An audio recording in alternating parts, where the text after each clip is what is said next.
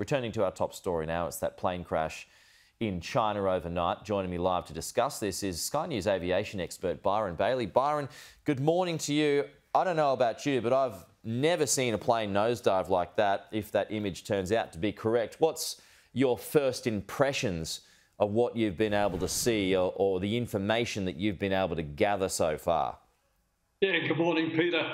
Well, seeing it plunge vertically at high speed like that just reminds me of pilot suicides that have happened over the years. We've had the German wings deliberate crash of an Airbus. We've had the TWA 747 Egypt Air. There's been all kinds of Silk Air out of Singapore. I mean, it is a problem. And the fact that the airplane was obviously totally out of control going straight down tends to lead me in that direction. But there are other things. The flight data recorder is very necessary to sort this one out. But when you think about it, they have a big problem with Uyghurs, so it could possibly have been a terror attack.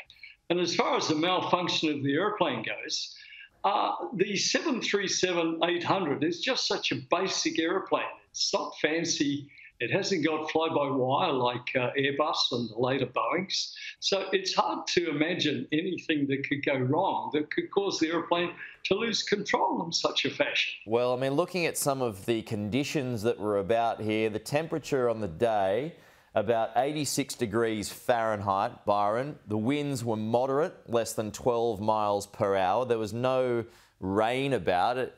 As a pilot, what sort of conditions is that to fly in? No, perfect. No thunderstorms. That's right. The only big worry these days. You avoid thunderstorms.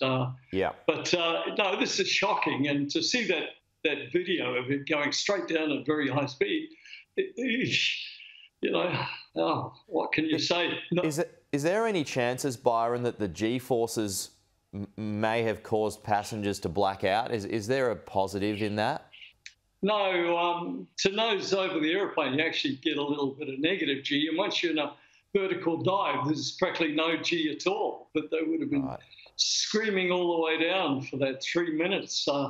Very rapid descent, and if the tail hasn't fallen off, which I just don't think has happened, then it has to be a human intervention, I think. But we need the flight data recorder, and that's an awful thought. Gonna have to wait. But I just want to look at some of the figures here, though, that may well cause this to be a catastrophic engine failure. The plane had been cruising at 29,000 feet. It then descended 21,000 feet in just over a minute, but then it briefly regained altitude at about 8,000 feet before continuing its plunge.